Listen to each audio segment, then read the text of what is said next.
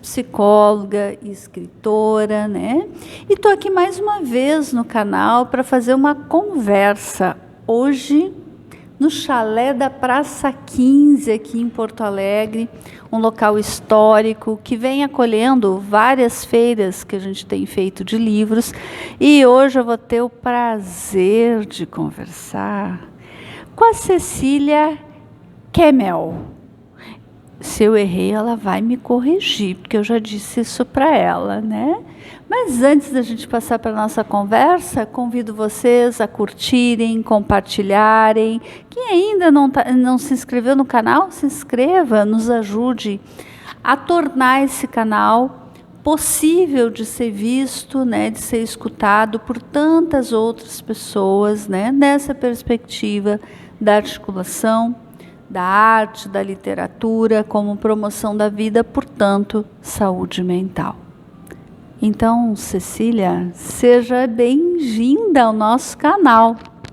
Muito obrigada. Bom dia, boa tarde a todos. E vamos conversar, então, sobre literaturas. E que é um assunto instigante, complexo, né? Com vários nuances, né? Então, seria bacana se tu pudesse, nesse momento, te apresentar um pouco para as pessoas que estão aqui, né, acompanhando a nossa live. A gente vai estar falando desse livro também da Cecília, que se chama O Livro, né, que a gente também vai estar colocando na descrição aqui do nosso vídeo. Mas seria bacana agora tu falar um pouco da tua história. Como é que tu chega, né, a essa escrita? Na verdade, eu escrevo desde os tempos de infância. Desde pequena eu gostava muito de ler, de escrever, e eu fui uma criança bastante doente, então eu tive um período em que eu fiquei acamada por um longo tempo.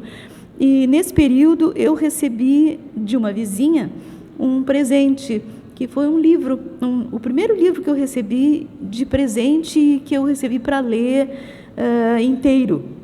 Né? Nessa época eu devia ter 11 anos mais ou menos, e o livro se chamava O Rapto de Jadete.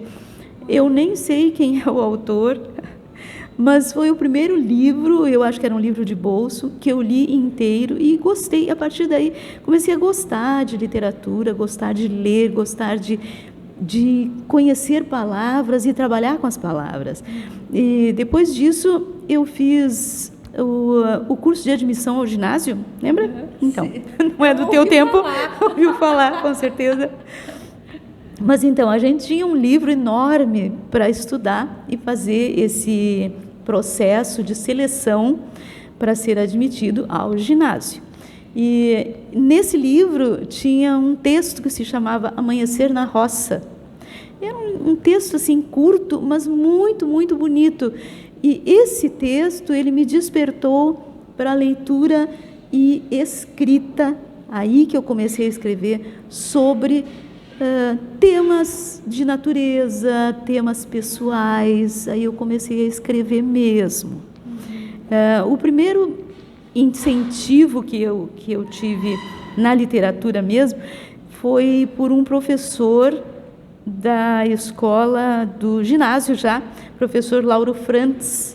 Era um professor alto, possante, vermelho, e a gente tinha muito medo dele, porque ele batia na mesa e ele exigia silêncio, mas eu escrevia. E eu era, assim, bem adepta de leituras variadas. E eu tinha um caderno no qual eu escrevia várias ideias, imagens que me passavam, e um primeiro poeminha, alguma coisa assim. E aí um dia eu criei coragem e entreguei para ele e disse assim: professor, dá uma olhada nesse caderno para mim e vê se eu tenho chance de alguma coisa. Imagina, eu era aluna de ginásio. Ele levou o caderno para casa e umas semanas depois ele me devolveu o livro, muito vermelho, o caderno, me dizendo: sim, pode escrever, tem chance, pode continuar escrevendo. E aí eu fiquei bem feliz e continuei escrevendo, mas ali tinha um poeminha que falava sobre 2 gotas que se encontram na vidraça e dessa união restam 5 gotinhas de amor. E eu acho que ele ficou muito vermelho quando leu aquilo. Então, mas foi aí que começou a minha história. Isso foi em Cachoeira do Sul, muitos anos atrás. E depois fui seguindo nesse mesmo ritmo, escrevendo, lendo, publicando no Jornal de Cachoeira. Ganhei alguns concursos literários. Fui premiada várias vezes, fui a Portugal em vista de ter ganho um desses concursos. E voltando, eu comecei a escrever mais ainda. Eu já tinha uns 20 anos, depois me mudei para Porto Alegre, comecei a fazer mestrado em literatura na URGS, e minha carreira foi seguindo assim. De modo que, para publicar este primeiro livro, foi o primeiro livro, né? O livro, ele é uma compilação, mais ou menos, de uma boa parte dos poemas que eu escrevi. Eles não têm data, por isso eu acredito que eles sejam de um grupo de poemas que eu chamo de seminovos. São seminovos, porque a gente tem os usados, os muito antigos, os novos e os seminovos. Esses são os seminovos. Os novos estão sendo escritos no momento para um próximo livro em breve. Que bacana, assim, esse histórico, né, que tu traz, assim, né, porque... E a gente fala aqui no canal muitas vezes, Cecília, da importância da gente fomentar isso nas crianças, né? Estimular isso com as crianças, com os adolescentes, né? Essa perspectiva de criar, né? Criar os seus escritos, né? Eu fiquei muito curiosa com esse poema das gotinhas. Eu fiquei já imaginando, porque eu tenho o mundo encantado de Bob, né? Dentro da minha cabeça. Então, quando vai vocês contando, as pessoas vão contando, eu já vou lá imaginando, né? Minha criança, né? Vai trazendo imagens daquilo que as pessoas vão falando. E eu acho que o estímulo, ele valoriza.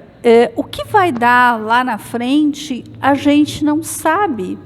Mas quando a gente estimula, a gente está estimulando uma conexão, uma forma de expressão, uma possibilidade de estar lidando com as coisas da vida muito melhor, né? Está chegando o nosso cafezinho. Pode trazer para cá mesmo. Muito obrigada. E esse instigar desse teu professor, e que talvez tenham outros, né? Muito obrigada, que foram te instigando, fez com que talvez tu fosse verdadeiramente trilhando um caminho da escrita.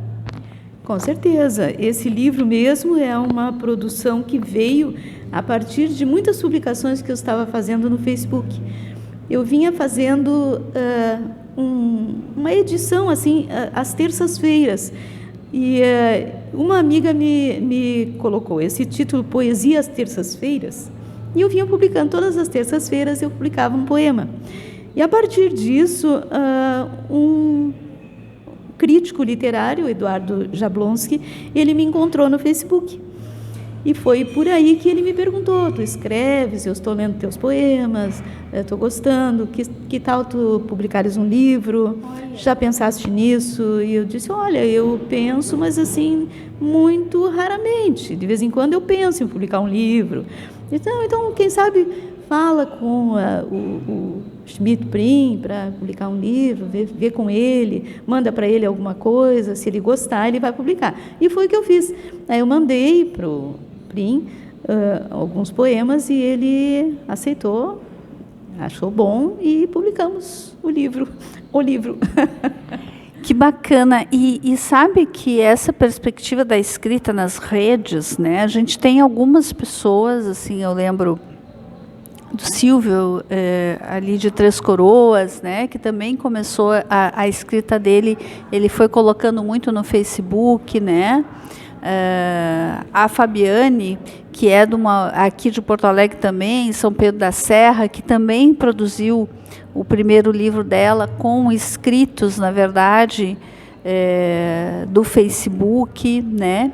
Então, também é uma possibilidade, muitas vezes, da gente estar expressando e aquilo, em algum momento, se tornar, de fato, uma publicação.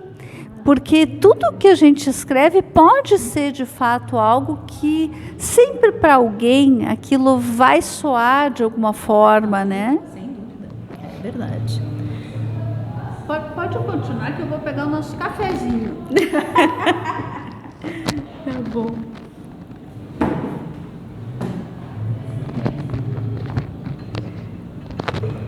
E como é que tu vê isso, assim, da escrita daqui um pouco ali do Facebook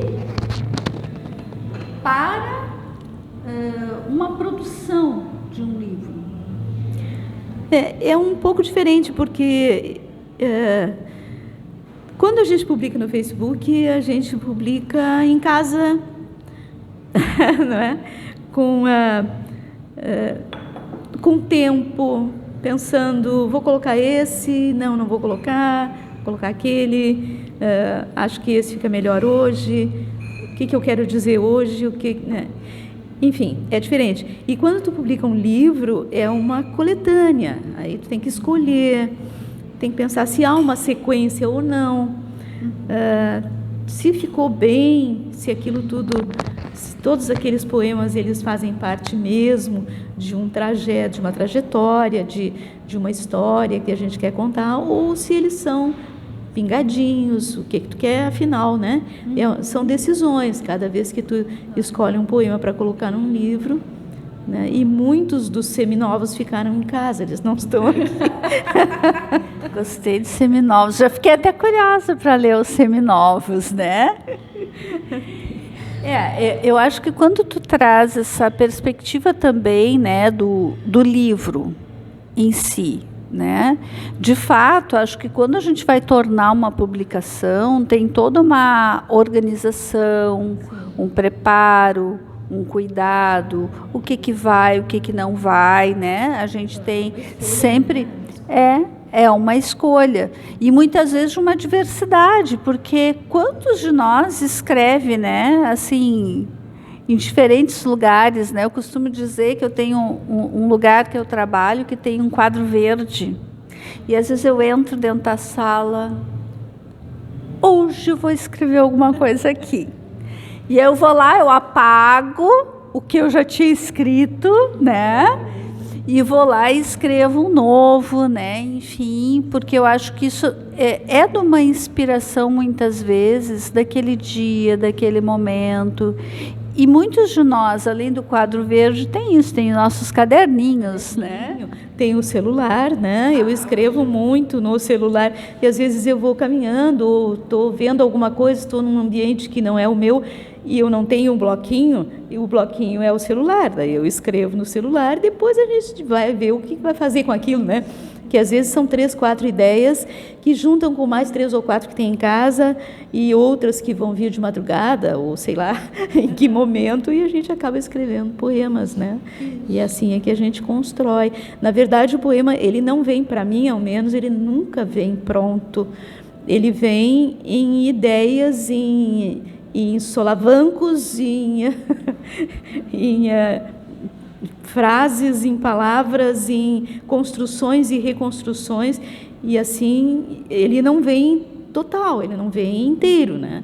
Depois a gente trabalha com a palavra, trabalha com a pontuação. Eu uso muito o trabalho com a pontuação, uso parênteses, travessões, eu uso muito intervalos entre um verso e outro para dizer alguma coisa que eu quero impactar mais, e eu uso muito também o trabalho com o significado das palavras, né?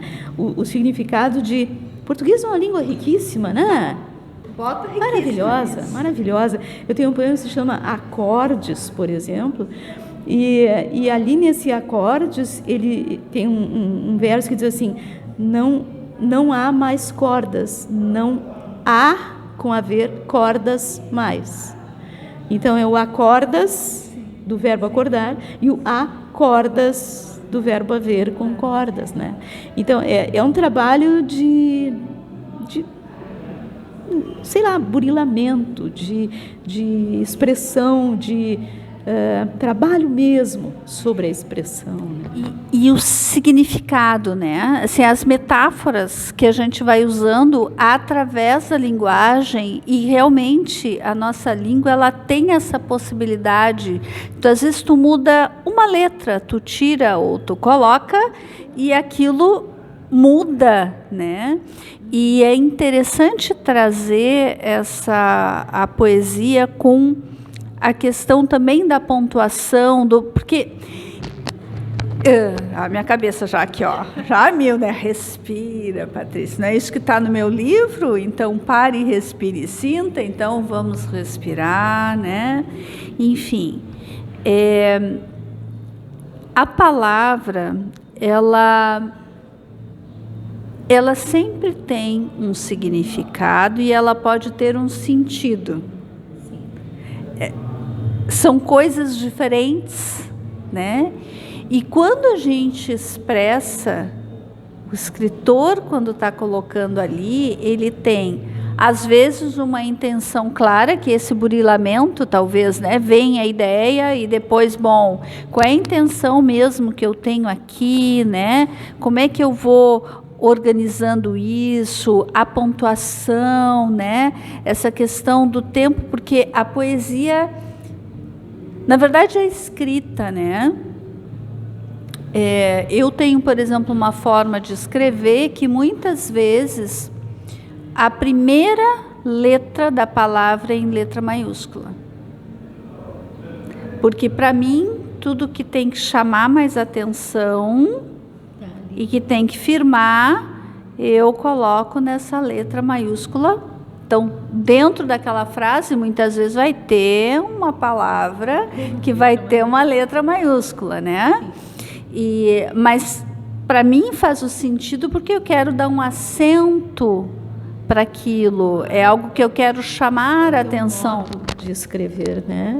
É o teu estilo. Isso se chama estilo, né? Exatamente. E a poesia ela cabe milhões de coisas, porque tu pode simplesmente colocar ali as frases, mas tu pode colocar uma frase num espaço aqui, num outro espaço acolá, uma pontuaçãozinha aqui, né? E isso faz diferença, porque aí na própria forma de ler, não é uma leitura que tu lê. Não é como prosa, né? Não. A prosa é uma leitura corrente, contínua. A poesia não. Tu para quando o autor te pede para parar. Tu faz um intervalo quando o autor te mostra que tu tem que fazer. Né? Então, é uma interação entre o poeta e o leitor. Né? Exatamente. E talvez isso seja o encantamento ou a beleza da escrita, né? Porque tu pode, muitas vezes, o próprio leitor vai começar a ler, tem uma determinada pontuação. Tu para naquela pontuação. Se tem um espaço, tu vai... Claro que a gente vê que tem pessoas sim que leem muitas vezes como uma prosa, leem, simplesmente leem, mesmo muitas vezes não tendo muito essas paradas na pontuação, enfim. Nós temos... é assim, a vida é assim. Mas tem pessoas que elas vão se absorvendo por aquilo que elas estão lendo. Que é a mesma coisa quando a gente está escrevendo. Sem dúvida nenhuma, né? E a gente faz assim, eu, por exemplo, faço muito também a intertextualidade. Eu trabalho muito com a leitura que eu já fiz, as leituras que eu já fiz e eu trago para dentro dos meus poemas. Por exemplo, eu tenho um poema que se chama Machadiana, né? Onde eu dou uma entrada na Capitu, sem falar na Capitu. né? Eu falo em Olhos de Cigana, por exemplo, né? Olhar Oblíquo, coisa assim. Então, é uma leitura intertextual. Quem lê percebe já no título que tem uma relação com Machado de Assis. Tem um outro que se chama Eu Também, onde eu falo em Neruda e Drummond, mas eu não falo neles, eu faço referência ao que eles escreveram, né? Então, essa questão da intertextualidade eu acho bem importante, porque os escritores, eles também são leitores, né? Nós lemos muito, e nós interpretamos muito, e nós trazemos muito daquilo que lemos. Por isso, eu acho muito importante que cada leitor que a gente consegue, cada leitor que a gente obtém, porque a gente tem que conquistar o leitor, né? Cada leitor conquistado é um leitor que vai nos ler e ler através de nós. Isso. Exatamente, exatamente. Acho que nós somos, assim como toda, né, expressão de arte, canais de possibilidade de significação e ressignificação de processos, né? E a arte faz isso com a gente. Ela pode nos deslocar, né? Então, assim, a escrita faz isso, né? Quantas vezes, quando a gente está lendo, coisas vão vindo para a gente, né? Imagens.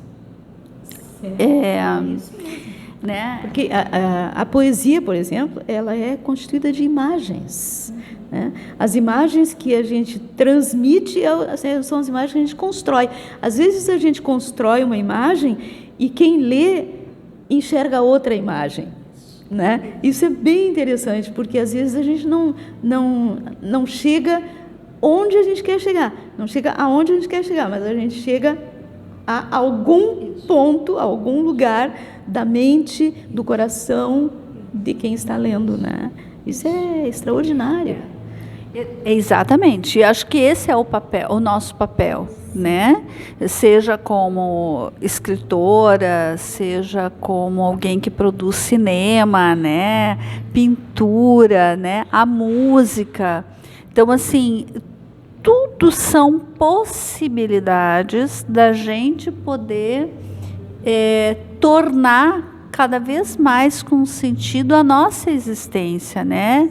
Saindo muito dessa coisa mais da robotização, né, Cecília, que às vezes é como uma massa, né?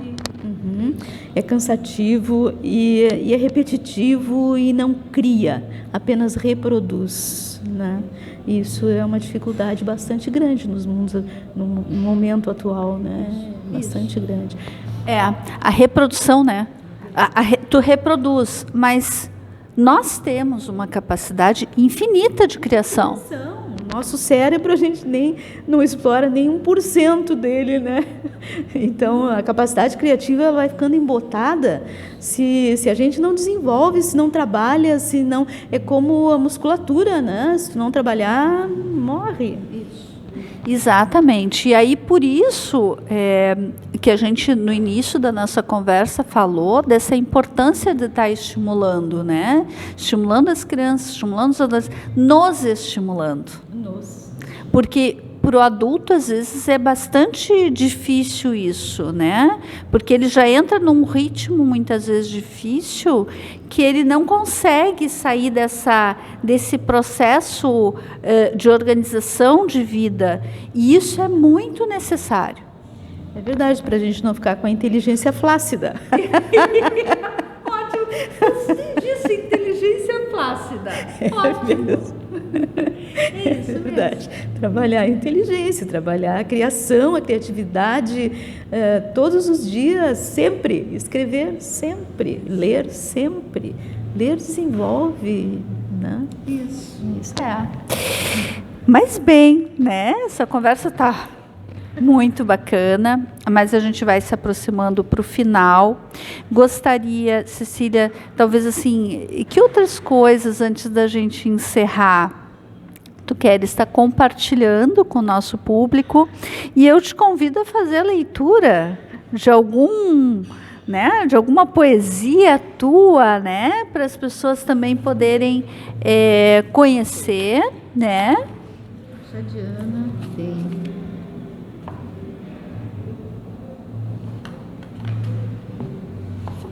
E é bem interessante, viu? Tô vendo aqui os espaços, eu já tô bisoiando aqui o livro, ó. Esse aqui. Esse aqui, por exemplo, ele tem pontuação já no título, né? Isso. Chama-se Uma Queda, ponto. Tenho, ponto.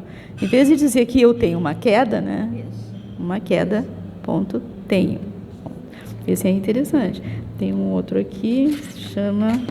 Esse aqui é uma conversa com Camões. Aí eu pergunto se é vírus Camões. E aí diz assim: eu desafio a morte porque vivo, e a morte é porta. Eu temo a vida muito mais que a morte, porque dói a vida e a morte é sorte, que apaga memórias e adormece sonhos naufragados em longes águas de mares nunca dantes navegados. Que bonito, que bonito. Esse aí. Interessante. Agora nós vamos no Machadiana. Machadiana está aqui. Não sei o que dizer, nem como. Também não bebo. Apenas me pergunto e me persigo na busca das palavras. Porém descubro, enfim, dissimulada e oblíqua, que a melhor fórmula são olhos de cigana. Ai, muito bacana, muito bonito. Acho que a poesia, a gente deveria ler todos os dias, né? Uma poesia, pelo menos uma. Pelo menos uma. É verdade. Então, é isso. Conclamo os leitores a lerem pelo menos uma. Uma. Ótimo, ótimo. Cecília, eu quero te agradecer imensamente a tua disponibilidade por estar aqui com a gente, compartilhando a tua trajetória, né, por falar um pouquinho desse livro, que então eu vou colocar aqui na descrição, né, do nosso vídeo, né, e convido agora que tu possa também dizer para as pessoas, assim, como te encontrar, né, no Facebook, nas redes, né? Isso. O Facebook tem meu nome, Cecília Kemel. Eu tenho um Instagram que eu pouco uso, mas está lá. Não sei mais, mas eu uso tão pouco, mas eu tenho um Instagram. E sim, eu tenho o meu telefone celular que está lá no Facebook, né? E se vocês quiserem adquirir o livro, podem adquirir comigo, podem adquirir com a editora Bestiário, que é a editora deste livro, né? A editora Bestiário. E é isso. Estamos aqui na Feira do Chalé hoje. Com muita felicidade com o sol, porque nesse dia que a gente está fazendo a gravação é pós-ciclone. Né? Quando estiver ao ar, né, já esperamos que não tenha tido outra situação como nós vivemos aqui no Rio Grande do Sul nesses 2 últimos dias, né? E, enfim, mas a gente está aqui num dia de sol, de frio, mas de sol, né? Celebrando a vida com os encontros que a gente faz sempre na Feira do Chalé da Praça 15 aqui em Porto Alegre. Então, gratidão infinita, Cecília. Gratidão a vocês, né, que sempre estão aqui nos acompanhando. E como eu digo sempre, sejamos luz. Façamos da nossa caminhada uma experiência verdadeiramente com sentido e que a gente possa levar esse sentido por onde a gente caminhar, né? E podendo fomentar nas pessoas à nossa volta também, né? A luz que existe em cada uma delas. Então, até a próxima. Tchau.